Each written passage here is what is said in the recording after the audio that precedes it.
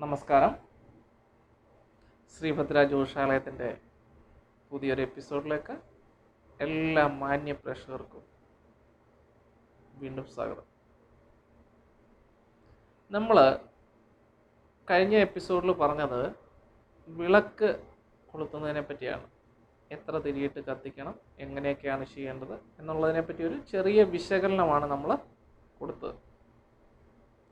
അപ്പോൾ എല്ലാവരും അത് കണ്ടു എന്ന് വിശ്വസിക്കുന്നു. ഇന്ന് നമ്മൾ ചർച്ച ചെയ്യുന്ന വിഷയം, നമ്മൾ പല ആൾക്കാരും എനിക്ക് മെസ്സേജ് അയച്ചു പറഞ്ഞു, വിവാഹ തടസ്സങ്ങളെപ്പറ്റി, വിവാഹ തടസ്സം എങ്ങനെ നീക്കാം, എന്താണ് വിവാഹ തടസ്സങ്ങൾ ഉണ്ടാവാനുള്ള കാരണം, അതിനെന്തൊക്കെ ചെയ്യണം എന്നതിനെപ്പറ്റി ഒരു എപ്പിസോഡ് ചെയ്യുമോ ചോദിച്ചു. പലർക്കും വിവാഹ തടസ്സങ്ങൾ ഉണ്ടാവാറുണ്ട്. എന്തു ചെയ്തിട്ടും വിവാഹം നടക്കുന്നില്ല. ആൺപിള്ളേരൊക്കെയാണ് പുര നിറഞ്ഞ് ഇല്ല പുരയും പൊളിച്ച് മോള് നിൽക്കുക, തലയൊക്കെ പുരയുടെ മുകളിലായി, എന്നിട്ടും കല്യാണം നടക്കുന്നില്ലെന്ന് പറയും. 38-40 വയസ്സൊക്കെ ആയി പലരും പറയുന്ന ഒത്തിരി മെസ്സേജുള്ളൂ. പെൺകുട്ടികളാണല്ലോ അങ്ങനെ തന്നെ. പെൺകുട്ടികളാണെങ്കിൽ പുര നിറഞ്ഞതേ ഉള്ളൂ, പുര പൊളിച്ചില്ല. ആൺപിള്ളേരാണെങ്കിൽ പുരയും പൊളിച്ച് നിൽക്കുക എന്ന് പറഞ്ഞു. അപ്പോൾ എന്നോട് പറഞ്ഞു, അപ്പോൾ പലരും പറഞ്ഞു ഇതിനെപ്പറ്റി ഒരു എപ്പിസോഡ് ചെയ്യാമോ, എന്തൊക്കെ പരിഹാരങ്ങൾ ചെയ്താൽ വിവാഹ തടസ്സങ്ങൾ നീങ്ങിക്കിട്ടും എന്നതിനെപ്പറ്റി ഒരു എപ്പിസോഡ് ചെയ്യാമോ. അപ്പോൾ അതിൻ്റെ വെളിച്ചത്തിൽ നമ്മൾ ഇങ്ങനൊരു എപ്പിസോഡ് ചെയ്തേക്കാമെന്ന് വെച്ചു. അപ്പോൾ അതിനു മുമ്പ് ചെറിയ ഒരു കാര്യം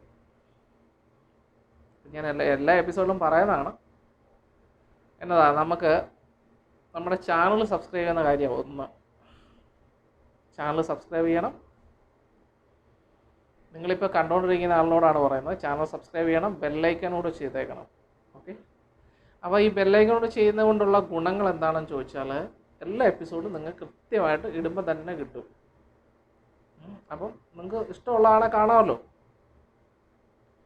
അപ്പോൾ അത് ഒന്നാമത്തെ കാര്യം. രണ്ടാമത്തെ കാര്യം എന്ന് പറഞ്ഞാൽ, ഇപ്പോൾ കണ്ടുകൊണ്ടിരിക്കുന്ന ആളിന് പുതിയ ആളാണെങ്കിൽ നിങ്ങളുടെ അറിവിലേക്കാണ് പറയുന്നത്.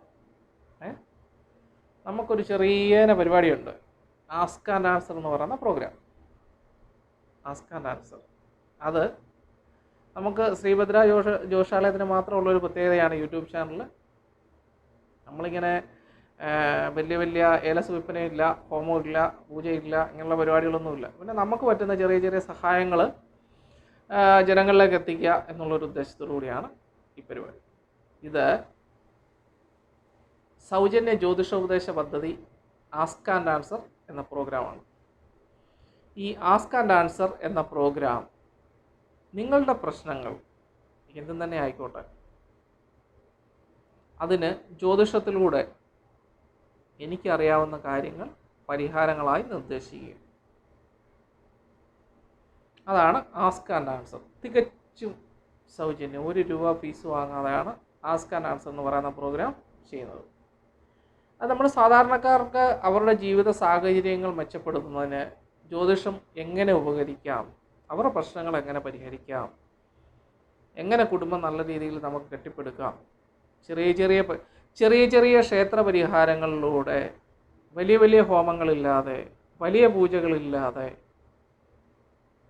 നമ്മുടെ പോക്കറ്റിലെ പൈസ പൂജാരിമാരും ജ്യോതിഷന്മാരും, ജ്യോതിഷത്തെ വ്യവസായവൽക്കരിച്ചുകൊണ്ടിരിക്കുന്ന ജ്യോതിഷന്മാരും കൊണ്ടുപോകാതെ, എങ്ങനെ നമുക്ക് സാധാരണക്കാരന് ചെറിയ പൂജകളിലൂടെ അവരുടെ പ്രശ്നങ്ങൾ ചെറിയ പരിഹാരങ്ങളിലൂടെ, ക്ഷേത്ര പരിഹാരങ്ങളിലൂടെ അവരുടെ പ്രശ്നങ്ങൾ എങ്ങനെ പരിഹരിക്കാം എന്നുള്ള ഒരു പരിപാടിയാണ് ആസ്ക് ആൻഡ് ആൻസർ സൗജന്യ ജ്യോതിഷ ഉപദേശ പദ്ധതി. അത്രയും പിടികിട്ടിയേ. ഇനി അടുത്തൊരു കാര്യമാണ് പറയാം.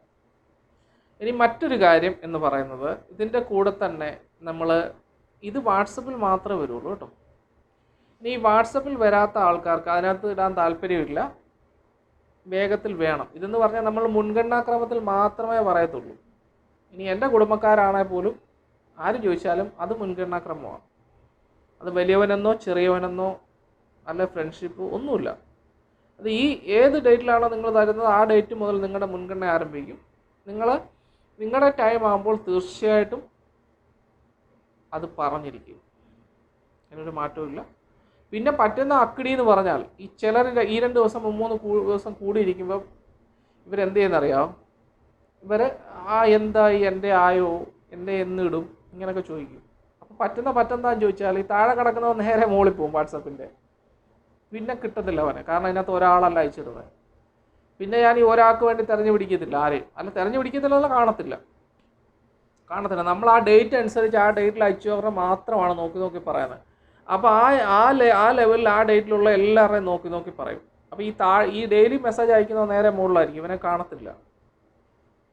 പിന്നെ ഏതെങ്കിലും ഒരു കാലത്ത് വീണ്ടും എൻ്റെ പറഞ്ഞില്ലെന്ന് പറഞ്ഞ് വരുമ്പോഴാണ് ഞാൻ ചോദിക്കുന്നത്, അയ്യോ നിങ്ങളുടെയൊക്കെ ഡേറ്റ് കഴിഞ്ഞു പോയല്ലോ. പിന്നെ ഞാൻ പറയാം ശരി ഞാൻ നോക്കട്ടെ, നിങ്ങൾ റിമൈൻഡർ അയച്ചിടും, ഞാൻ നോക്കട്ടെ, എൻ്റെ കണ്ണിൽ കാണുകയാണെങ്കിൽ, എൻ്റെ കയ്യിൽ കിട്ടുകയാണെങ്കിൽ ഞാൻ പറയാമെന്ന് പറയാം. അങ്ങനെ എനിക്ക് മെസ്സേജ് അയച്ച എല്ലാവരോടും ഞാൻ അങ്ങനെ പറയുന്നത്.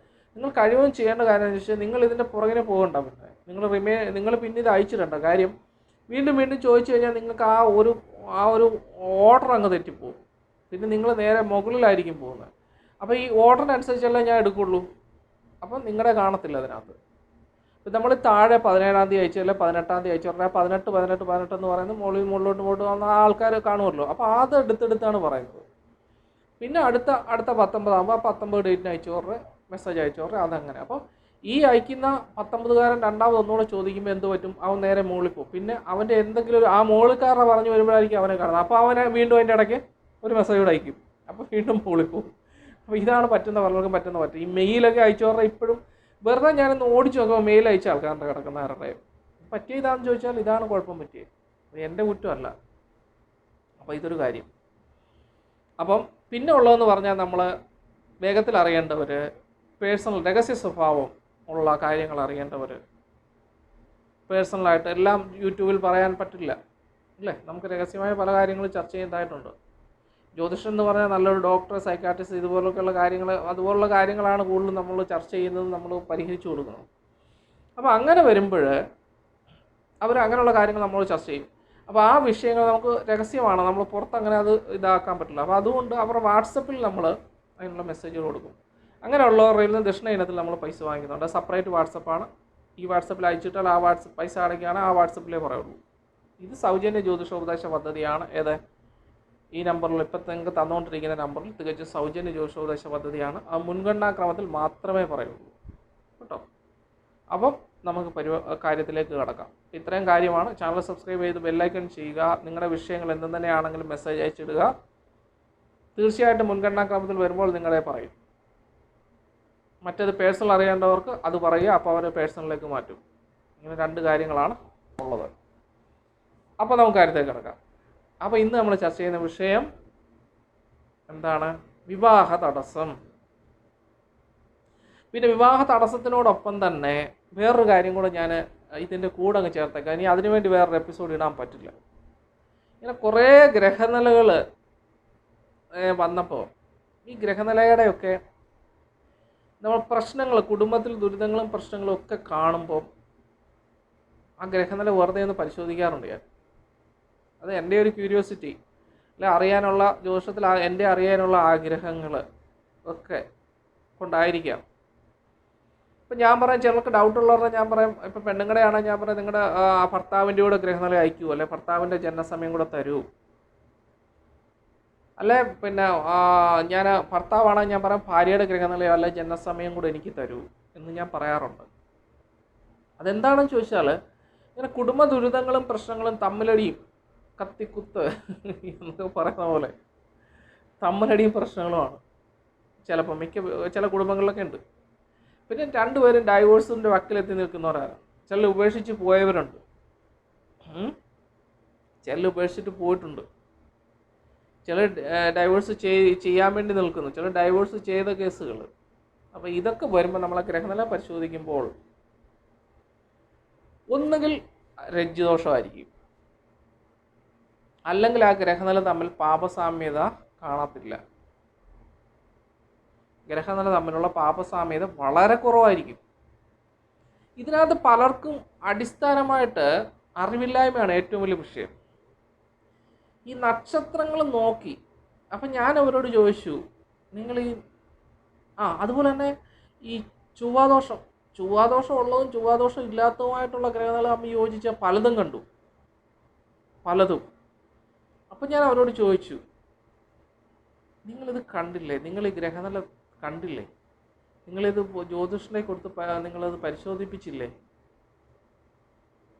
എന്ന് ചോദിച്ചു. അപ്പോൾ അവർ പറഞ്ഞ കാര്യം, ഞങ്ങൾ നാളെ നോക്കിച്ചായിരുന്നല്ലോ, അതിനകത്ത് നമുക്ക് 10ൽ 7 പൊരുത്തം ഉണ്ടെന്ന് പറഞ്ഞു, കുഴപ്പമൊന്നുമില്ല, ജ്യോതിഷം നടത്തിക്കോളാൻ പറഞ്ഞു എന്ന് പറഞ്ഞു. അപ്പം അതൊരു വലിയ വിഷയമാണ്. നാൾപ്പൊരുത്തം എന്ന് പറഞ്ഞാൽ അതൊരു 25% മാത്രമേ നമ്മുടെ ജീവിതത്തിൻ്റെ ഭാഗമാകുന്നുള്ളൂ. ബാക്കി 75% എന്ന് പറയുന്നത്, അല്ലെങ്കിൽ ദോഷങ്ങളുള്ള ഗ്രഹനില നാൾപ്പൊരുത്തം രജ്ജുദോഷമോ വേദോഷമോ ഒക്കെ ആണെങ്കിൽ എഫക്റ്റ് ചെയ്യും. അതല്ലാതെ മറ്റുള്ളതെന്ന് പറഞ്ഞാൽ 7 പൊരുത്തം അല്ല 6 പൊരുത്തം എന്നൊക്കെ പറഞ്ഞാൽ അതൊരു 25% നമ്മുടെ ജീവിതത്തിൽ അനുഭവപ്പെടുന്നത്. ബാക്കി നമുക്ക് ഗ്രഹനിലയെ അടിസ്ഥാനപ്പെടുത്തിയാണ് പോകുന്നത്. പാപസാമ്യത പൊരുത്തം, പാപസാമ്യ പൊരുത്തം എന്നൊരു കാര്യമുണ്ട് നമുക്ക് നമ്മുടെ ഈ നാളുകൾ, നമ്മുടെ ജാതകങ്ങൾ തമ്മിൽ. എപ്പോഴും നമ്മൾ വിവാഹത്തിന് ആലോചിക്കുമ്പോൾ ആൺകുട്ടിയുടെ ആണെങ്കിലും പെൺകുട്ടിയുടെ ആണെങ്കിലും രണ്ടുപേരുടെയും ഗ്രഹനില വെച്ചുള്ള പാപസാമ്യത അറിയേണ്ടതാണ്. പാപസാമ്യത കിട്ടിയാൽ ദശാസന്ധി പൊരുത്തം, പാപസാമ്യത ഇതെല്ലാം നോക്കണം. പിന്നെ നാൾപ്പൊരുത്തം നോക്കണം. നാൾപ്പൊരുത്തത്തിൽ വേദം ഉണ്ടായിരിക്കാൻ പാടില്ല, രജ്ജുദോഷം ഉണ്ടായിരിക്കാൻ പാടില്ല, ഒന്നിൽ ഗണപ്പൊരുത്തം വേണം, അല്ലെ ശ്രീദീർഘപ്പൊരുത്തം, ഇതിലേതെങ്കിലുമൊക്കെ വേണം. അപ്പം ഇങ്ങനെ നമുക്കൊരു 5-6 പൊരുത്തങ്ങളും 6-7 പൊരുത്തങ്ങളും ഗ്രഹനില തമ്മിലുള്ള പാപസാമ്യതയും ഉണ്ടെങ്കിൽ ആ ഗ്രഹനിലക്കാർ തമ്മിൽ വളരെ ഐക്യതയോടുകൂടിയും വളരെ സന്തോഷത്തോടു കൂടിയും ജീവിക്കും. അത് 100% കറക്റ്റായ കാര്യമാണ്. അപ്പം ഞാൻ കണ്ടിടത്തോളം കാര്യം എന്താണെന്ന് ചോദിച്ചാൽ, പല ആൾക്കാരും ഇതൊന്നും നോക്കാതെ ചെയ്യുന്ന നാൾപ്പൊരുത്തം മാത്രം നോക്കി ചെയ്യും.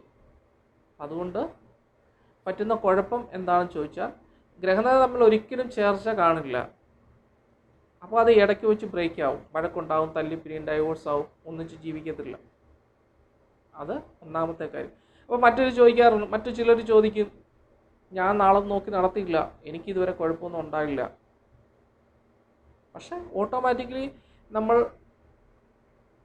ചിന്തിക്കുകയാണെങ്കിൽ, അല്ലെ നമ്മൾ നോക്കുകയാണെങ്കിൽ, ഓൾറെഡി അവരുടെ ഗ്രഹനില തമ്മിൽ നല്ല പാപസാമ്യത ഉള്ളതായിരിക്കാം. അതുകൊണ്ടാണ് അവരുടെ ജീവിതത്തിൽ പ്രശ്നങ്ങളൊന്നും ഉണ്ടാവാതിരുന്നത്. അപ്പോൾ ഇങ്ങനെ എനിക്ക് യാദൃശ്ചികമായിട്ട് എനിക്ക് ഒരു കാര്യം മനസ്സിലാക്കാൻ കഴിഞ്ഞു. പല ആൾക്കാർക്ക് ഈ ന്യൂ ജനറേഷനോ അല്ല ഇതുപോലുള്ള ആൾക്കാരൊന്നും അവർക്കതൊന്നും ഒരു പ്രശ്നമല്ല. പക്ഷേ ഭാവിയിൽ പ്രശ്നങ്ങൾ ഉണ്ടാകുമ്പോൾ അത് പ്രശ്നമാകും. എൻ്റെ അടുത്ത് ഒരു ഗ്രഹനില ഒരാഴ്ച മുന്നേ വന്നു. അപ്പം ഞാൻ പറഞ്ഞു അത് ചേരില്ല എന്ന് പറഞ്ഞു.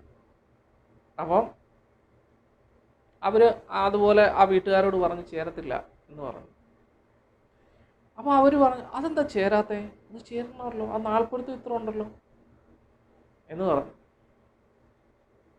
അപ്പോൾ അദ്ദേഹം അവിടുന്ന് എന്നെ വിളിച്ചിട്ട് എന്നോട് ചോദിച്ചു, അത് കുട്ടിയുടെ അച്ഛനാണ് വിളിച്ചത്. അത് സാറേ അതെന്നെ ചേരാത്ത. ഞാൻ പറഞ്ഞത് ചേരില്ല, ഇന്ന വിഷയങ്ങളാണ്, അങ്ങനെയാണ് ഇങ്ങനെയാണ് എന്നൊക്കെ പറഞ്ഞു. ഇന്ന വിഷയങ്ങൾ കൊണ്ട് ചേരുന്നില്ല എന്ന് ഞാൻ പറഞ്ഞു. അപ്പോൾ പുള്ളി പറഞ്ഞത്, അയ്യോ അത് വളരെ ഞങ്ങൾക്ക് ഭയങ്കര ആഗ്രഹമായിരുന്നു, അങ്ങനെയായിരുന്നു ഇങ്ങനെയായിരുന്നു എന്ന് പറഞ്ഞു. അത് കഴിഞ്ഞ് അവർ തന്നെ പറഞ്ഞു, കുറേ കഴിഞ്ഞപ്പം പറഞ്ഞു, അയ്യോ ഇതല്ല ഡേറ്റ് ഓഫ് ബർത്ത് തെറ്റിപ്പോയി, ഇതല്ല, ഈ ഡേറ്റ് ഓഫ് ബർത്ത് അല്ലായിരുന്നു, ഡേറ്റ് ഓഫ് ബർത്ത് തെറ്റിയതാണ്. പിന്നെ അടുത്ത ഡേറ്റ് ഓഫ് ബർത്തും കൊണ്ട് വന്നു. അപ്പോഴും ഞാൻ പറഞ്ഞു അതും ചേരില്ല. പിന്നെ അത് പറഞ്ഞു, പിന്നെയും പറഞ്ഞു, അയ്യോ അതല്ല തെറ്റിപ്പോയി, അതല്ല ഡേറ്റ് ഓഫ് ബർത്ത് വീണ്ടും തെറ്റി, ഈ ഡേറ്റ് ഓഫ് ബർത്ത് അതപ്പോൾ അവരുടെ കൊടുക്കുന്നതാണ്, അവരാണ് എൻ്റെ തരുന്നത് നോക്കാൻ വേണ്ടി കേട്ടോ. അപ്പം എന്ന് പറഞ്ഞു.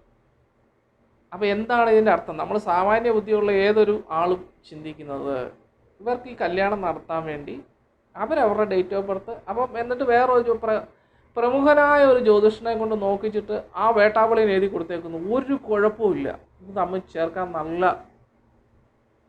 നല്ല ഉഗ്രം ചേർച്ചയാണെന്ന് പറഞ്ഞ് അയാൾ എഴുതി ഞാൻ കൊടുത്തു. എങ്ങനെയുണ്ട്? എന്നിട്ട് അവരുടെ കൊടുത്തു ഈ ജ്യോത്സ്യം പറഞ്ഞ് ചേരുമെന്ന് പറഞ്ഞു എന്ന് പറഞ്ഞു. അപ്പം ഞാൻ ഓർത്തു ശരിയായിരിക്കാം, ഇനിയിപ്പോൾ എനിക്ക് തെറ്റ് പറ്റിയതാണോ? നമ്മളത്ര വലിയ അഗ്രഗണ്യൊന്നും അല്ലല്ലോ ഒരു കാര്യത്തിൽ. അപ്പോൾ അന്നേരം ഞാൻ വിചാരിച്ചു, എന്നാൽ പിന്നെ എൻ്റെ സുഹൃത്തുക്കൾ കുറേ ജ്യോത്സ്യന്മാരുണ്ട്, അപ്പം തന്നെ ഞാൻ എല്ലാവർക്കും വാട്സപ്പിൽ ഇട്ട് കൊടുത്തു, മക്കളെ ഇതൊന്ന് നോക്കിയെന്ന് പറഞ്ഞേക്ക്, ഇത് ചേരുമോ ഇല്ലയോ. അപ്പം ഒരു 5 ജ്യോത്സ്യന്മാരടുത്ത് ഞാൻ കൊടുത്തു എൻ്റെ സുഹൃത്തുക്കൾ. എനിക്ക് തെറ്റ് പറ്റിയാണേ വേണ്ടല്ലോ. 5 പേര് നോക്കിയിട്ട് ഒരേ ഇത് പറഞ്ഞു, ചേട്ടാ ചേരില്ല, ചേട്ടാ ചേരില്ല, ചേട്ടാ ചേരില്ല. അപ്പോൾ എന്താണ് ഇതിനർത്ഥം? പണം കൊടുത്തു കഴിഞ്ഞാൽ ഇത് തിരുത്തി എഴുതുന്ന വേട്ടാവളിയന്മാരായ കുറേ ജ്യോതിഷന്മാരുണ്ട്. ഇവനെയൊക്കെ ഉണ്ടല്ലോ, ഇവനെയൊക്കെ എന്താ ചെയ്യേണ്ടതെന്നറിയാമോ? ഒരാളുടെ ജീവിതമാണ് ഇവനൊക്കെ മാറ്റിമറിക്കുന്നത്. അതൊക്കെ ഇവൻ കണ്ടുകൊണ്ട് ഏതെങ്കിലും ജ്യോതിഷത്തിൽ കാണുകയാണെങ്കിൽ ഇവനൊക്കെ മനസ്സിലാക്കിക്കോണം. കാരണം ഒരാളുടെ ജീവിതം വെച്ചാണ് കളിക്കുന്നത്. ചേരത്തില്ലെങ്കിൽ ചേരത്തില്ല എന്ന് എഴുതി കൊടുക്കണം. അല്ല, ഒരാൾ നിർബന്ധിക്കുമ്പം അത് ചേരുമെന്ന് എഴുതി കൊടുക്കുകയല്ല വേണ്ടത്. എന്നോട് ചോദിച്ചപ്പോൾ ഞാൻ പറഞ്ഞു, എനിക്ക് വിഷമമുണ്ട്. കാരണം ഞാൻ പഠിച്ച രീതി ഇതാണ്, ജ്യോതിഷ രീതികൾ ഇതാണ്, ഇതുകൊണ്ട് എനിക്ക് ചേർക്കാൻ പറ്റില്ല. അപ്പം ഉദാഹരണം ഞാൻ പറഞ്ഞു വന്ന കാര്യമാണ് ഈ പറഞ്ഞത്. അപ്പം ഇതുപോലുള്ള കുറേ ജ്യോതിഷന്മാരുണ്ട് നമുക്ക്. ഇവനെയൊക്കെയാണ് ഇവനൊക്കെ എന്തോ ചെയ്യണമെന്നറിയാമോ? അതൊക്കെ വലിയ പേരും വലിയ കൊണാണ്ടർമാരാ. സാധാരണക്കാരൊരു പാവപ്പെട്ട ജ്യോതിഷമൊന്നും എഴുതി കൊടുക്കത്തില്ല ഇവനൊക്കെ. അപ്പം എന്നിട്ട് പറഞ്ഞു അവൻ ആ പേരുണ്ട്, അവൻ അവിടെ പോയതാ, അവൻ ഇതെഴുതിയതാ, അവൻ വലിയ ആളാണ് എന്നൊക്കെയാണ് പറഞ്ഞത്. അപ്പം ഇങ്ങനെയുള്ള കുറേ വേട്ടാവളിയന്മാരാണ് ഈ ജ്യോതിഷം എന്ന് പറയുന്ന മഹാശാസ്ത്രത്തെ ജനങ്ങളിലെ തെറ്റിദ്ധാരണയും പ്രശ്നങ്ങളും ഉണ്ടാക്കും. അപ്പം നാളെ ഇവരുടെ ബന്ധം തെറ്റിപ്പോയപ്പോൾ ജ്യോതിഷം പറഞ്ഞു, ഈ ജ്യോതിഷമേ കള്ളത്തരവും, ആ ജ്യോതിഷം പറഞ്ഞു ഒരു കുഴപ്പമില്ല നടത്തിക്കോ, ദീർഘായുസാണെന്ന് പറഞ്ഞാൽ, അല്ല ദീർഘമംഗല്യപ്പെടുത്തമാണെന്ന് പറഞ്ഞതാണ്, എന്തായെന്ന് ചോദിക്കും. അപ്പം ഈ ജ്യോതിഷന്മാർ ആദ്യം ഇത് മനസ്സിലാക്കണം. കാരണം ഇങ്ങനെ ചെയ്യുന്നത് അത് ജനങ്ങളോട് ചെയ്യുന്ന ഏറ്റവും വലിയ നീതികേടാണ്. അപ്പം ഇങ്ങനൊരു കാര്യം വന്നുകൊണ്ടാണ് ഈ സാഹചര്യത്തിൽ എനിക്ക് പറയേണ്ടി വന്നത്. മനസ്സിലായല്ലേ? അപ്പം നമ്മൾ പൊരുത്തം നോക്കുന്ന ആൾക്കാരും ഒരു കാര്യം മനസ്സിലാക്കണം, നിങ്ങളുടെ മകനാണ്, നിങ്ങളുടെ മകളാണ്. താൽക്കാലിക ലാഭത്തിന് വേണ്ടി അപ്പോൾ ഒറ്റ മോളാണത്, സാമ്പത്തിക ലാഭത്തിന് വേണ്ടി ഇത് ഉണ്ടാക്കി കൊടുത്താൽ നാളെ ഇത് തെറ്റിപ്പിരിഞ്ഞാൽ നിൻ്റെയൊക്കെ കണ്ണിൽ നിന്ന് നേരെ രക്തം കൂടത്തുള്ളൂ, അല്ലാതെ ജ്യോത്സ്യൻ്റെ കണ്ണിൽ നിന്ന് പോകത്തില്ല. അപ്പോൾ അത് രക്ഷകർത്താക്കളോട് അത് പ്രത്യേകം ചിന്തിക്കണം. കാരണം ഇതെല്ലാം പിന്നെ ഇതൊന്നും നോക്കാൻ പോകരുത്. അവർക്ക് നോക്കുകയും ചെയ്യണം, ചേർക്കത്തില്ല ചേർപ്പിക്കുകയും വേണം. മനസ്സിലായോ? എൻ്റെ കൺമുമ്പിൽ കഴിഞ്ഞ ആഴ്ച നടന്ന സംഭവമാണ്. അതുകൊണ്ടാണ് ഇന്നിപ്പോൾ ഇങ്ങനൊരു എപ്പിസോഡ് എടുക്കാനും ഇങ്ങനൊരു കാര്യം പറയാനും. അല്ലാതെ വിവാഹ തടസ്സങ്ങളുണ്ട്, വിവാഹ തടസ്സത്തെ പറ്റിയാണ് പറയുന്നത്. അതിനോടൊപ്പം തന്നെ ഈ ഒരു കാര്യം പറയാനോട് എനിക്കൊരു അവസരം ഞാൻ ഇന്ന് വിനിയോഗിച്ചത്. കാരണം നമ്മുടെ രക്ഷിതാക്കളെല്ലാം ചിന്തിക്കേണ്ടത് നമ്മുടെ മക്കളുടെ നല്ല ഭാവിയാണ്. ചേർക്കാത്തത് ചേർത്തിട്ട് എന്ത് നേടാനാണ്? അത് ചേരത്തില്ല. അതിന് എട്ടിൽ ചൊവ്വയുള്ളതാണ്. എട്ടിലെ അത്രയ്ക്ക് ചൊവ്വ കാര്യമായിട്ടില്ലെങ്കിൽ പോലും ഈ പയ്യന് ശുദ്ധയാഗത്തിനൊരു 3-4 പാവത്തുള്ള ചെറുക്കന്, പെണ്ണിന് 7-7.5 ഉണ്ട്. എങ്ങനെ ചേരും? എങ്ങനെ ജീവിക്കും? അതിന് ചൊവ്വയുടെ പ്രശ്നമുണ്ട്. അപ്പോൾ അത് രക്ഷിതാക്കൾ മനസ്സിലാക്കുക. ഇങ്ങനൊരു കാര്യം ഇതിപ്പോൾ എനിക്കിങ്ങനൊരു സാഹചര്യം ഇതിനകത്ത് വന്നുകൊണ്ട് ഞാനങ്ങ് പറഞ്ഞതാണ് കേട്ടോ. അപ്പോൾ കാരണം നമുക്ക് ഇങ്ങനെയൊക്കെയുള്ളതല്ലേ പറയാൻ പറ്റുള്ളൂ, ഇങ്ങനെയുള്ള സാഹചര്യങ്ങളിലല്ലേ പറയാൻ പറ്റുള്ളൂ. അപ്പോൾ അത് രക്ഷിതാക്കൾ പ്രത്യേകം ശ്രദ്ധിക്കുക. ചേർക്കാൻ പറ്റാത്ത കാര്യങ്ങൾ ഒരിക്കലും തല്ലി ചേർക്കരുത്, അല്ലെ പിടിച്ച് ചേർപ്പിക്കാൻ വേണ്ടി ശ്രമിക്കേണ്ട. കാരണം അത് നിങ്ങളുടെ മക്കൾക്ക് തന്നെ ദുരിതങ്ങളിലേക്ക് നയിക്കും. അങ്ങനെ കുറേ ഉദാഹരണങ്ങൾ എൻ്റെ മുന്നിൽ കുറേ വന്നിട്ടുണ്ട്, അതുകൊണ്ടാണ് പറയുന്നത്. അപ്പോൾ അങ്ങനെ നിൽക്കട്ടെ. അപ്പം നമുക്കിനി വിവാഹ തടസ്സം. അപ്പോൾ വിവാഹ തടസ്സം ഉണ്ട്. വിവാഹ തടസ്സങ്ങളുണ്ടെങ്കിൽ അത് ചിലതെന്ന് പറഞ്ഞാൽ കുടുംബ ദോഷങ്ങൾ കൊണ്ടുണ്ടാവാം. കുടുംബ ദുരിതങ്ങൾ, കുടുംബ ദോഷങ്ങൾ, കാര്യങ്ങളൊക്കെ ഉണ്ടെങ്കിൽ വിവാഹ തടസ്സങ്ങൾ ഉണ്ടാവാം. ചിലപ്പോൾ നമ്മളെ പുരാതന കുടുംബമാണെന്ന് വയ്ക്കുക, അവിടെ സർപ്പബന്ധങ്ങൾ കാണും, വച്ചാശ്രയങ്ങൾ കാണും, അങ്ങനെയുള്ള വിഷയങ്ങളൊക്കെ ഉണ്ട്. അതുപോലെ തന്നെ പിന്നെ ഇപ്പം യോഗീശ്വരന്മാരുടെ ബന്ധം കാണും. അങ്ങനെയുള്ള വ്യത്യാസങ്ങൾ കുറേ ഉണ്ടായിരുന്ന കുടുംബങ്ങളാണെങ്കിൽ അതിനൊക്കെ നമ്മൾ ആചരിക്കാതെ പോരുകയും അതിനെയൊക്കെ നമ്മൾ തള്ളിക്കളയുകയും അല്ലെ നമുക്ക് വിറ്റ് പോവുകയും അതുപോലെ തന്നെ സർപ്പക്കാവുകൾ, അതൊരു വലിയ വിഷയമാണ്. ഈ സർപ്പക്കാവുകൾ ഉള്ള വീട് കുടുംബങ്ങളൊക്കെ ആണെങ്കിൽ അതൊക്കെ നമ്മൾ വിറ്റുപോയി, കാവുകളൊക്കെ നശിച്ചു പോയി, വിറ്റുപോയി, അല്ല ഈ വ്യത്യാസങ്ങളും കാര്യങ്ങളെല്ലാം കളഞ്ഞു വിറ്റുപോയി, അങ്ങനെയൊക്കെ വരുന്ന വിഷയങ്ങളിൽ ഇതൊക്കെ ഒരു അന്തർശാപമായിട്ട് തീരും. അപ്പം അങ്ങനെയുള്ള വിഷയങ്ങളിൽ ഇതുപോലുള്ള മംഗല്യങ്ങൾ അല്ലെ അതുപോലെ സന്താനലബ്ധി ഇതെല്ലാം കുറയും. കുടുംബത്തിൽ വിവാഹങ്ങൾ അല്ല നല്ല കാര്യങ്ങൾ എന്തുണ്ടോ അതെല്ലാം ഭംഗം ഉണ്ടാവും. അപ്പം അതൊരു പ്രധാന ഘടകമാണ്. അപ്പം അങ്ങനെയുള്ള വിഷയങ്ങൾ വരുമ്പോൾ നമ്മൾ അതുപോലെ തന്നെ പിതൃശുദ്ധിയാവാത്തത്, പിതൃക്കൾ ശുദ്ധിയാവാതിരിക്കുകയാണെങ്കിലും വളരെ കാലാന്തരങ്ങളായിട്ട് യുഗങ്ങളായിട്ട് പിതൃക്കൾ ഇങ്ങനെ വരിവരിയായിട്ടുള്ള പിതൃക്കളൊന്നും ശുദ്ധിയായിട്ടില്ല, ഗതിശുദ്ധിയായിട്ടില്ല, അങ്ങനെയുള്ള വിഷയങ്ങൾ വരുമ്പോൾ അല്ലെ അതിന് ബലിയിടാറില്ല. ഇപ്പം ബലി ആദിയായ കർമ്മങ്ങൾ പിതൃക്കൾക്ക് കൊടുക്കാറില്ല. പിതൃക്കൾ അത് കാരണം അന്തർശാപങ്ങൾ ഉണ്ടാവുന്നു. ആ വിഷയങ്ങളൊക്കെ പിതൃക്കൾക്ക് എല്ലാ വർഷവും നമ്മൾ ബലി ആദിയായ കർമ്മങ്ങൾ ഇടുന്നതാണ്. അതുകൊണ്ട് മാത്രമേ നമുക്ക് പിതൃക്കൾ ഗുണമായിട്ട് നിൽക്കത്തുള്ളൂ, അല്ലെ അവരുടെ ശാപം നമ്മുടെ പുറകിനുണ്ടാവും. അപ്പോൾ അതൊക്കെയുള്ള കാര്യങ്ങൾ നമ്മൾ ശ്രദ്ധിക്കുക. പിതൃക്കൾക്ക് പിതൃപൂജ നടത്തുക, പിതൃക്കൾക്ക് ബലി ആദിയായ കർമ്മങ്ങൾ ചെയ്യുക, അല്ലെങ്കിൽ എന്തെങ്കിലും നമുക്ക് അങ്ങനെ വ്യത്യാസങ്ങളോ മറ്റു വിഷയങ്ങളോ ഉണ്ടായിരുന്നുണ്ടെങ്കിൽ അതെന്താണെന്ന് മനസ്സിലാക്കി അതിന് വേണ്ടതായ കർമ്മങ്ങൾ നമ്മൾ ചെയ്ത്, പ്രായശ്ചിത്ത കർമ്മങ്ങൾ അല്ലെ നമ്മളെ കൊണ്ട് പറ്റത്തില്ലെങ്കിൽ പ്രായശ്ചിത്തമായിട്ടുള്ള കർമ്മങ്ങൾ ചെയ്യുക. ഇങ്ങനെയുള്ള കാര്യങ്ങൾ ഒക്കെ ഉണ്ടെങ്കിൽ അത് നമ്മൾ വേണ്ടായ കാര്യങ്ങൾ ചെയ്ത് അത് പരിഹരിക്കുക. ഇവ മറ്റൊന്നെന്ന് പറഞ്ഞു കഴിഞ്ഞാൽ നമുക്ക് ചിലപ്പം ഈ കാരകദോഷം അങ്ങനെയുള്ള വിഷയങ്ങളൊക്കെ ഉണ്ടാവാറുണ്ട്. അല്ല മറ്റെന്തെങ്കിലും മറ്റ് വിഷയങ്ങൾ, ഗ്രഹനിലയിൽ എന്തെങ്കിലും പ്രോബ്ലങ്ങൾ, അപ്പം ദശാനാഥൻ്റെ വിഷയങ്ങൾ, 7ാം ഭാവാധിപൻ്റെ വിഷയങ്ങൾ, 7ാം ഭാവത്തിൽ നിൽക്കുന്ന ഗ്രഹത്തിൻ്റെ വിഷയങ്ങൾ,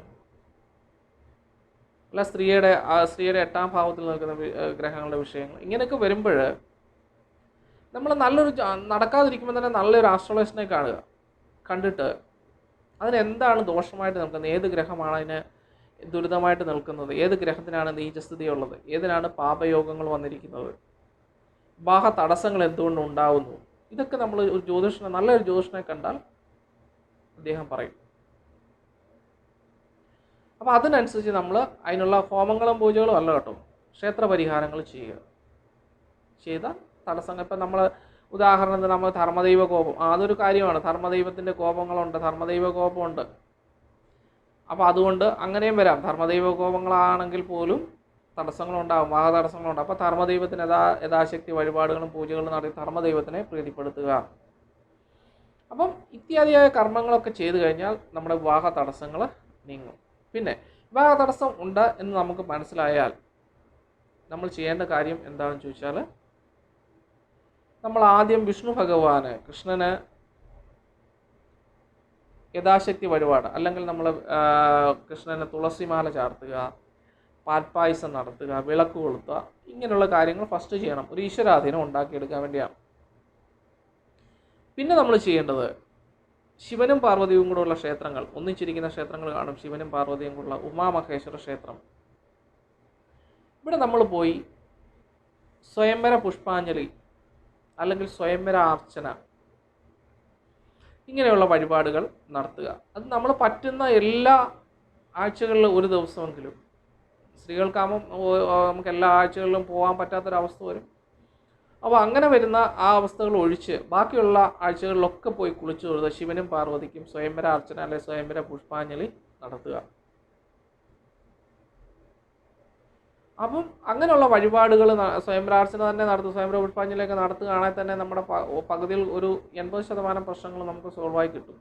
പിന്നെ ജ്യോതിഷനെ കാണുമ്പോൾ നിങ്ങളുടെ കുടുംബ ദുരിതങ്ങളാണെങ്കിൽ അതിനുള്ള വഴിപാടുകളും കാര്യങ്ങളും ചെയ്തു കഴിഞ്ഞാൽ നമ്മൾ അതങ്ങ് മാറും. പിന്നെ നമുക്ക് മറ്റൊരു കാര്യം എന്ന് പറഞ്ഞാൽ ഇപ്പം നമുക്ക് മറ്റെന്തെങ്കിലും വലിയ വിഷയങ്ങളൊക്കെ ആണെങ്കിൽ അതിന് സ്വർണ്ണനൂലും താലിയൊക്കെ നടക്കി ശിവനും പാർവതിയുള്ള ക്ഷേത്രത്തിൽ മഹേശ്വരന് സ്വർണ്ണനൂലും താലിയും സമർപ്പിക്കുക.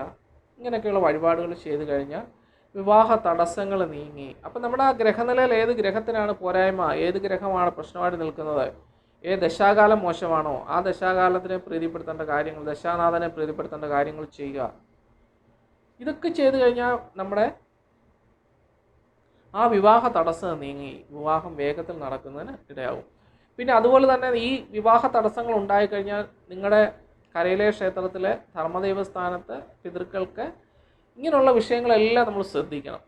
സർപ്പബന്ധം ഉണ്ടായിരുന്ന ഇങ്ങനെയുള്ള വിഷയങ്ങളൊക്കെ നമ്മൾ ശ്രദ്ധിച്ച് അതിന് വേണ്ട വഴിപാടും കാര്യങ്ങളും ചെയ്തു കഴിഞ്ഞാൽ ആ വിവാഹ തടസ്സം നീങ്ങി വേഗത്തിൽ വിവാഹം നടക്കുന്ന ഇടയാവും. പിന്നെ നമ്മുടെ ഗ്രഹനിലയൂടെ നോക്കുക. ഗ്രഹനിലയിൽ ഇപ്പം ഞാൻ പറഞ്ഞല്ലോ, ഗ്രഹനില മോശം, ഗ്രഹനില ഏത് ഗ്രഹമാണ് മോശമായിട്ട് നിൽക്കുന്നത് അതിന് നമ്മൾ വേണ്ടതായ വഴിപാടുകളും കർമ്മങ്ങളും ചെയ്ത് പ്രീതിപ്പെടുത്തുക.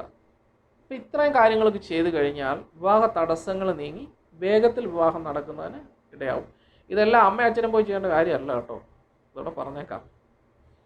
ഇത് ഇപ്പം പറയാം അത് കുഴപ്പമില്ല, ഞങ്ങളങ്ങ് പോയി ചെയ്തോളാം, ഞങ്ങളങ്ങ് അതിനെന്താ ഞങ്ങൾ രാവിലെ അങ്ങ് പോയി ചെയ്തു. അല്ല, നിങ്ങളുടെ കല്യാണം കഴിഞ്ഞാൽ മോളെയാണ്, അപ്പോൾ അതുകൊണ്ട് അല്ലെ മകൻ്റെയാണ് അല്ലെ, അതുകൊണ്ട് അവർ തന്നെ പോയി ചെയ്യണം കേട്ടോ. അത് പ്രത്യേകം ശ്രദ്ധിക്കണം. അപ്പോൾ നമുക്കുള്ള മിക്കപ്പോഴും പറ്റുന്നൊരു പറ്റാണിത്, അതിനാണ് പ്രത്യേകം പറയുന്നത്. ഇങ്ങനെയുള്ള പ്രശ്നങ്ങളുണ്ടായാൽ അവർ തന്നെ അത് ചെയ്യണം, അല്ലാതെ മാതാപിതാക്കൾ ചെയ്തുകൊണ്ട് ഒരു കാര്യമില്ല. പിന്നെ മറ്റു ചിലർ പറയും ഞങ്ങളിങ്ങനെ ഈ സ്വയംവരാർച്ചനയ്ക്ക് ഞങ്ങൾ പിന്നെ ഒരു 12 സ്വയംവരാർച്ച ചെയ്യാൻ വേണ്ടി പൈസ അടച്ച് ഇട്ടേക്കുവാ ക്ഷേത്രത്തിൽ, അവരങ്ങ് ചെയ്തോളൂ, ഒരു കുഴപ്പമില്ല. അത് ഞാൻ പൈസ എല്ലാം കൊടുത്ത് തിരുമേനിയോട് പ്രത്യേകം പറഞ്ഞു വെച്ചേക്കുക, ഒരു കാര്യമില്ല കേട്ടോ. നിങ്ങൾ ആ കർമ്മം ചെയ്ത് ആ ദക്ഷിണ കൊടുത്ത് ആ കർമ്മികടയിൽ നിന്ന് പ്രസാദം വാങ്ങിക്കുമ്പോഴാണ് കർമ്മിയിൽ നിന്ന് ആ എനർജി നിങ്ങളിലേക്ക് എത്തുന്നത്. മനസ്സിലായില്ലേ? അപ്പോൾ അതുകൊണ്ട് ഏത് വഴിപാട് നടത്തിയാലും അതിൻ്റെ പ്രസാദം നമ്മൾ വാങ്ങണം, ദക്ഷിണ കൊടുത്ത് വാങ്ങണം.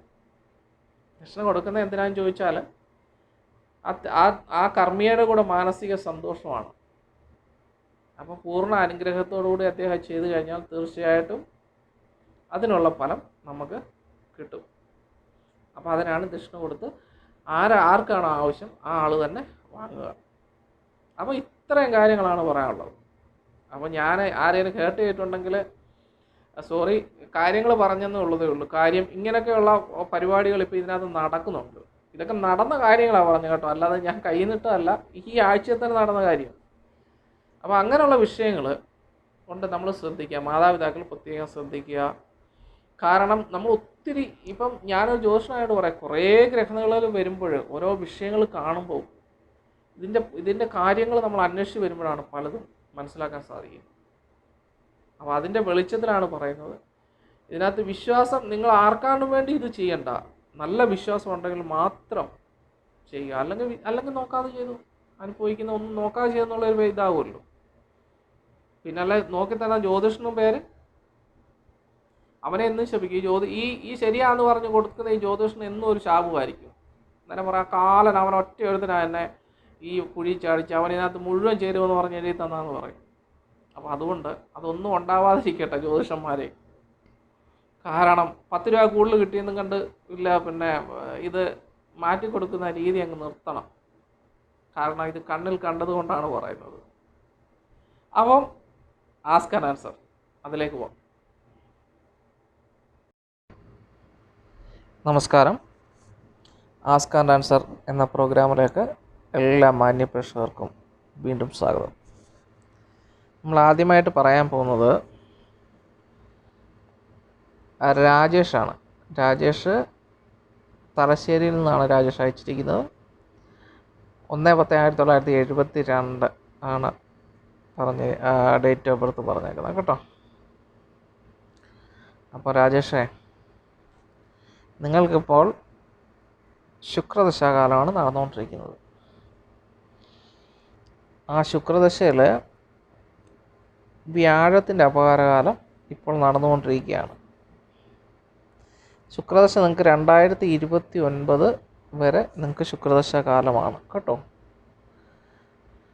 ആ ശുക്രൻ നിങ്ങൾക്ക് വലിയ ദോഷവും ഇല്ല, പക്ഷേ വളരെയധികം ഗുണവും ഒന്നും ചെയ്യുന്നില്ല എന്ന് മനസ്സിലാക്കുന്നു കേട്ടോ. അപ്പം നിങ്ങൾ ആ ശുക്രനെ ഒന്നുകൂടെ ബലപ്പെടുത്താൻ വേണ്ടിയുള്ള കാര്യങ്ങൾ ചെയ്യുക എന്നുള്ളതാണ് ഏറ്റവും വലിയ ഘടകം. അപ്പോൾ അതുകൊണ്ട് നമ്മൾ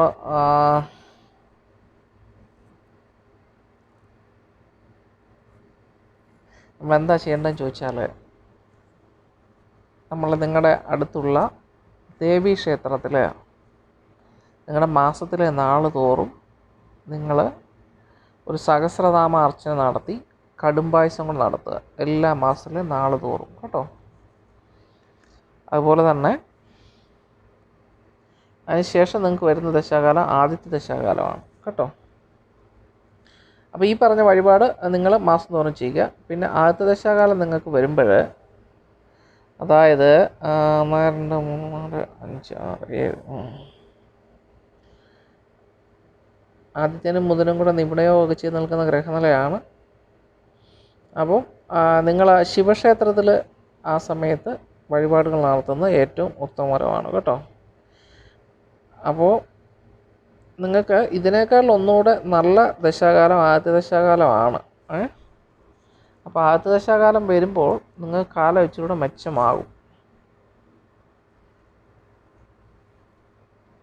അപ്പോൾ പിന്നെ വേറൊരു കാര്യം പറഞ്ഞാൽ, നിങ്ങളുടെ ധർമ്മദൈവസ്ഥാനത്ത്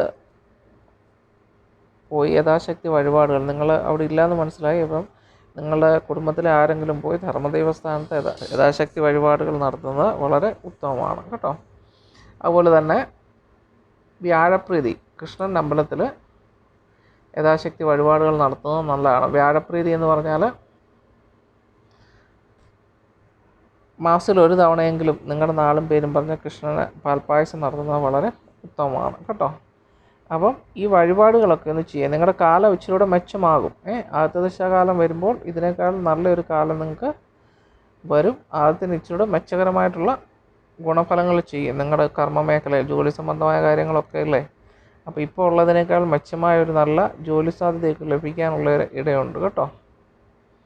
അപ്പം ആദ്യത്തെ ദശാകാലം ഒന്ന് വരട്ടെ. ഇപ്പം ഇതും അത്രയ്ക്ക് മോശമെന്നൊന്നും പറയാനില്ല കേട്ടോ, അത്രയ്ക്ക് മോശമായൊരവസ്ഥയല്ല. എങ്കിലും ഈ ശുക്രൻ്റെ പരിപൂർണമായിട്ടുള്ളൊരു ഫലം നിങ്ങൾക്ക് ഇപ്പം അങ്ങോട്ട് ലഭിക്കുന്നില്ല.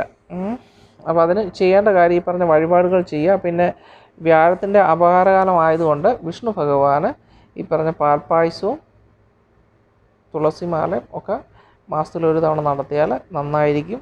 അപ്പോൾ ആദ്യത്തെ ദശകാലം വന്നോട്ടെ, കാലം ഒന്നുകൂടെ മെച്ചമാകും, ജോലി സംബന്ധമായ മേഖലയിൽ പുരോഗതി ഉണ്ടാവും, സാമ്പത്തികമായിട്ടുള്ള മേന്മകൾ ഒക്കെ ലഭിക്കും കേട്ടോ. അപ്പോൾ ഈ പറഞ്ഞ വഴിപാടുകൾ ആദ്യത്തെ ദശാകാലത്തിലും ഈ ശുക്രൻ്റെ ഇപ്പോഴത്തെ വ്യാഴാപകാര കാലത്ത് വ്യാഴപ്രതീരമായ കാര്യങ്ങൾ ചെയ്യാനും മറക്കണ്ട. അപ്പോൾ എന്താണെങ്കിലും ആദ്യ ദശ വരുമ്പോൾ നിങ്ങളുടെ കാലം ഒന്നുകൂടെ മെച്ചമാകും. ജോലി സംബന്ധമായ മേഖലയിൽ ഇവിടെ തന്നെ ജോലി നിങ്ങൾ പറഞ്ഞ സ്ഥലത്ത് തന്നെ നിങ്ങൾ എന്നോട് ചോദിച്ചിരുന്നു അവിടെ നിൽക്കണോ, ശരി അവിടെ തന്നെ നിൽക്കുന്നതാണ് നല്ലത്. നിങ്ങളുടെ ജോലി മേഖല ഒന്നുകൂടെ പുരോഗമിക്കും കേട്ടോ. സാമ്പത്തികമായിട്ടും ശമ്പള വർധനവും കാര്യങ്ങളും ഒക്കെ ലഭിക്കും. നിങ്ങളതിട്ട് കളഞ്ഞിട്ട് പോകണ്ട. അപ്പോൾ അവിടെ തന്നെ നിങ്ങൾക്ക് നല്ലൊരു മേഖല ദൈവം വെച്ചിട്ടുണ്ട് എന്നാണ് എനിക്ക് മനസ്സിലാക്കാൻ സാധിക്കുന്നത് കേട്ടോ. അപ്പോൾ ഈ വഴിപാടുകൾ ചെയ്തോളൂ. Okay, thank you very much. അടുത്തത് അശോകനാണ്. മൂലം നക്ഷത്രം 5/3/1967 കോട്ടയം എയർക്കുന്നം നിന്നുള്ള അശോകൻ. ഓക്കെ, അശോകൻ്റെ ഗ്രഹനിലയൊക്കെ പരിശോധിച്ചു കേട്ടോ. ഇപ്പോൾ രാഹുർദശാകാലമാണല്ലോ സഞ്ചരിച്ചുകൊണ്ടിരിക്കുന്നത്. രാഹുർദശ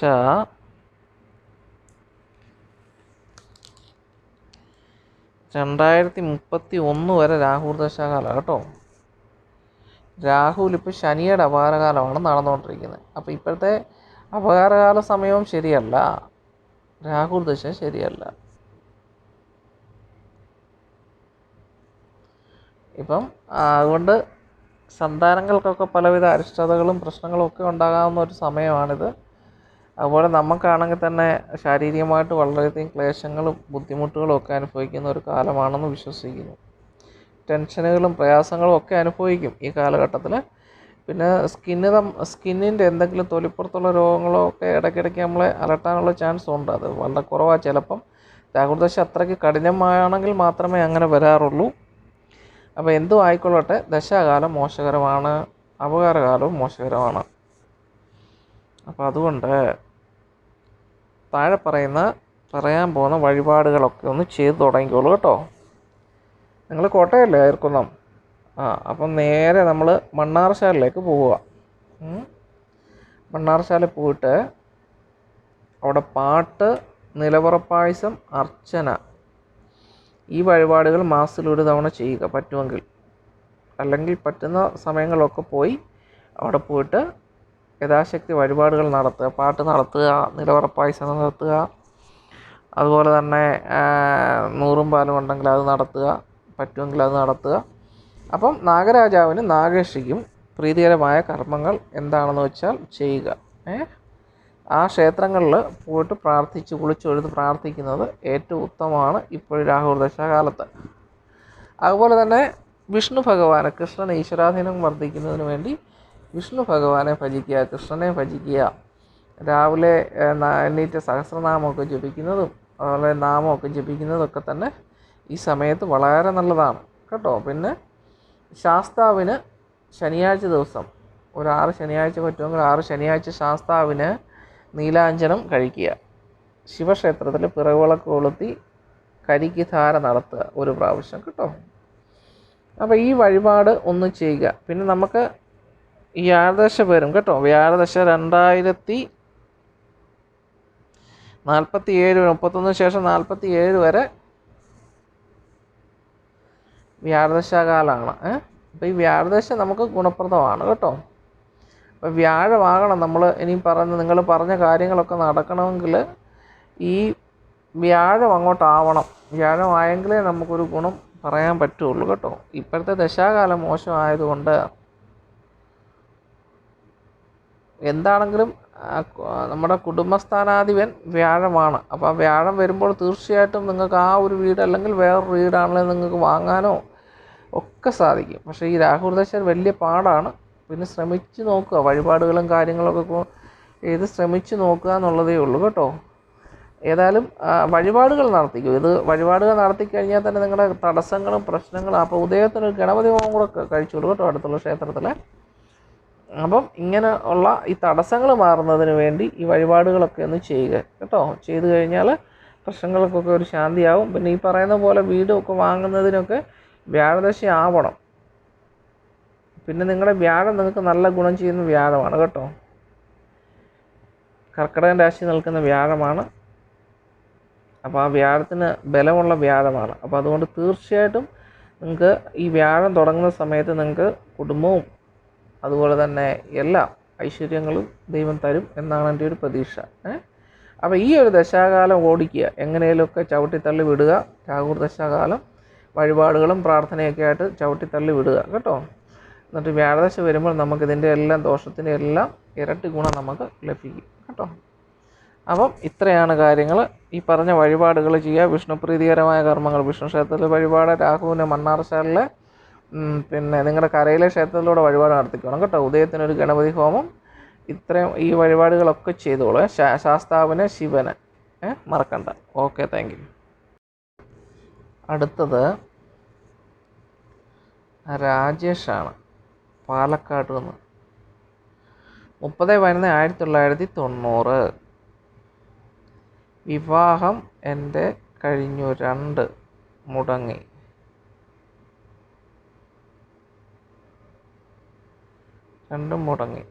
വിവാഹയോഗം ഉണ്ടോ എന്നൊക്കെയാണ് ചോദിച്ചിരിക്കുന്നത്. സഹോദര, നിങ്ങളെപ്പോലുള്ളവരുടെ അറിവിന് വേണ്ടിയാണ് ഈ എപ്പിസോഡ് ചെയ്തേക്കുന്നത്. നിങ്ങൾ ഗ്രഹനില നിങ്ങളുടെ വിവാഹം മുടങ്ങാനുള്ള കാരണം എന്താണെന്ന് നിങ്ങൾ അന്വേഷിച്ചിട്ടുണ്ടോ? നിങ്ങളൊരു ആസ്ട്രോളജിസ്റ്റിനെ കണ്ടിരുന്നോ? അപ്പോൾ അതിൻ്റെ വിശദാംശങ്ങളാണ് ഇന്ന് ഈ എപ്പിസോഡിൽ പറയുന്നത്. 1, 2, 3, 4, 5, 6, 7. നിങ്ങളുടെ 7 ചൊവ്വയാണ്. പരിപൂർണമായത് ചൊവ്വയെന്ന് പറയുന്നത് കറക്റ്റ് ചൊവ്വാദോഷം തന്നെയാണ് നിങ്ങൾക്ക്. ഇതിന് ചൊവ്വാദോഷത്തിന് മാറ്റം വരേണ്ട ഒരു കാര്യങ്ങളും നിങ്ങളുടെ ഗ്രഹനിലയ്ക്കകത്തില്ല. ഒരു പാപത്തെ കുറവോ മറ്റു കാര്യങ്ങളോ സ്വക്ഷേത്രമോ ഒന്നുമില്ല.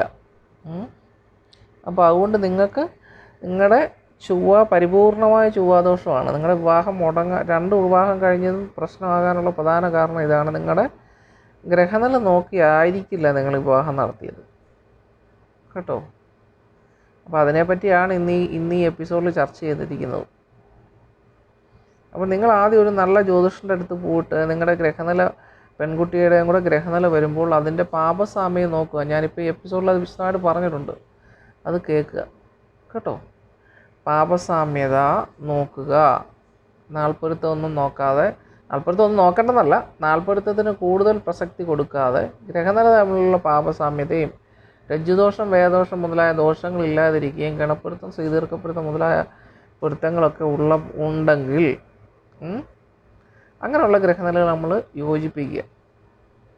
അപ്പോൾ അത് പ്രത്യേകം ശ്രദ്ധിക്കുക. അതുകൊണ്ടാണ് നിങ്ങളുടെ വിവാഹം മാറിപ്പോകാനുള്ള പ്രധാന കാരണം ആ സ്ത്രീകൾക്ക് രണ്ടുപേർക്കും ഇപ്പം നിങ്ങളുടെ വിവാഹം കഴിഞ്ഞെന്നാണ് കൊടുത്തിരിക്കുന്നതെന്ന് എനിക്ക് തോന്നുന്നു, അതോ വിവാഹം മുടങ്ങിയെന്നാണോ, എന്തോ ആയിക്കോട്ടെ, എന്താണെങ്കിലും ആ ഒരു മുടങ്ങാനുണ്ടായ കാരണം എന്ന് പറഞ്ഞാൽ നിങ്ങളുടെ ഗ്രഹനിലയുമായിട്ട് ആ ഗ്രഹനില യോജിക്കുന്നില്ല. അതുകൊണ്ട് ഒന്നിച്ച് താമസിക്കാൻ പറ്റത്തില്ല. മനസ്സിലായില്ലേ? അതുകൊണ്ടാണ് വിവാഹം കഴിഞ്ഞു എന്നാണ് എനിക്ക് തോന്നുന്നു, കഴിഞ്ഞെന്നാണ് എഴുതിയേക്കുന്നത്. എനിക്കത് മംഗ്ലീഷ് എഴുതിയേക്കുന്നുണ്ട്. എന്താണെന്ന് കഴിഞ്ഞു എന്ന് തന്നെ എഴുതിയേക്കുന്നത്, രണ്ട് വിവാഹം കഴിഞ്ഞു. അപ്പോൾ അങ്ങനൊരു വിഷയം അങ്ങനെ നിൽക്കുന്നു. അപ്പോൾ അതുകൊണ്ട് നിങ്ങൾ അത് മനസ്സിലാക്കുക, നിങ്ങളുടെ ഗ്രഹനിലയുടെ പാപസാമ്യത മനസ്സിലാക്കി അതിന് യോജിക്കുന്ന ഒരു ഗ്രഹനിലയുമായിട്ട് മാത്രം നിങ്ങൾ യോജിപ്പിക്കുക. അല്ലാതെ സാധാരണ ഗ്രഹനിലയുമായിട്ട് യോജിപ്പിക്കാൻ പോയാൽ ഭാര്യ ഒരിടത്ത് നിൽക്കും, ഭർത്താവ് ഒരിടത്ത് നിൽക്കും. ആയുസ്സിന് ദോഷങ്ങളൊന്നും ഇല്ലെങ്കിൽ, ആയുസ് ദീർഘായുസുള്ളവരാണെങ്കിൽ അവിടെ ഇവിടെയും രണ്ടിടത്ത് നിൽക്കും. ഒന്നിച്ച് നിൽക്കുന്ന കാര്യം വലിയ പാടാവും. മനസ്സിലായോ? അപ്പോൾ അതാണ് അതിനകത്തെ കാര്യങ്ങൾ. അപ്പോൾ നിങ്ങൾ ഒരു കാര്യം കൂടി ചെയ്തു, നിങ്ങളുടെ തടസ്സങ്ങളൊക്കെ നീങ്ങുന്നതിന് വേണ്ടി നിങ്ങളുടെ ധർമ്മദൈവത്തിനെ ഒന്ന് കുളിച്ചു തൊഴുത് ആദ്യം പ്രാർത്ഥിക്കുക. കരയിലെ ക്ഷേത്രത്തിൽ യഥാശക്തി വഴിപാടുകൾ നടത്തുക. ഓക്കെ. അതിനുശേഷം നിങ്ങളുടെ അടുത്തുള്ള ശിവനും പാർവതിയും ഉള്ള ക്ഷേത്രത്തിൽ കുളിച്ചു തൊഴുതൊരു 12 സ്വയംവര അർച്ചനയോ സ്വയംവര പൂജയോ ചെയ്യുക. അപ്പോൾ വിവാഹ സംബന്ധമായിട്ടുള്ള മറ്റ് എന്തെങ്കിലും തടസ്സങ്ങളുണ്ടെങ്കിൽ തന്നെ അത് മാറിക്കോളും. അപ്പോൾ ആ വഴിപാടുകളൊന്ന് ചെയ്ത് നിങ്ങളുടെ ഗ്രഹനില നല്ലൊരു ആസ്ട്രോളജിസ്റ്റിനെ കാണിച്ച്, അത് മറ്റ് ഗ്രഹനിലകൾ വരുവാണെങ്കിൽ ഏത് ഗ്രഹനില വന്നാലും ആസ്ട്രോളജിസ്റ്റിനെ കണ്ടിട്ട് പാപസാമ്യം നോക്കി മാത്രം നടത്തുക കേട്ടോ. മറ്റെന്തെങ്കിലും ഉണ്ടെങ്കിൽ എനിക്ക് മെസ്സേജ് അയയ്ക്കുക, ഞാൻ സംശയം വാട്സപ്പിൽ പറയാം. എന്തെങ്കിലും സംശയങ്ങളുണ്ടെങ്കിൽ. നിങ്ങളത് വിവാഹം കഴിഞ്ഞെന്നാണോ അതോ വിവാഹം മുടങ്ങിയെന്നാണോ എന്നെനിക്ക് സംശയമുണ്ട്. വിവാഹം കഴിഞ്ഞു എന്ന് തന്നെയാണ് എഴുതിയേക്കുന്നതെന്ന് എനിക്ക് തോന്നുന്നു. അപ്പോൾ എന്താണെങ്കിലും ഈ ഒരു വിഷയം നിങ്ങൾ ശ്രദ്ധിച്ച് മുന്നോട്ട് പോവുക. അല്ലെങ്കിൽ അതിനുള്ള സാമ്യതയില്ലാത്ത ഗ്രഹനില നമ്മൾ യോജിപ്പിച്ചാൽ വലിയ അപകടങ്ങൾ ഉണ്ടാകും. കാരണം നമ്മുടെ ദാമ്പത്യ ജീവിതം കറക്റ്റായിട്ട് മുന്നോട്ട് പോവില്ല. കാരണം പ്രശ്നങ്ങളും വഴക്കുകളും ബഹളങ്ങളും ഒക്കെ ഉണ്ടാകും കേട്ടോ. അപ്പോൾ അത് പ്രത്യേകം ശ്രദ്ധിച്ചോളൂ. നിങ്ങൾക്ക് ചൊവ്വാദോഷമാണ്, അതിനനുസരിച്ചുള്ള ഗ്രഹനിലയുമായിട്ട് ചേർക്കുക. ഓക്കെ, ശരി.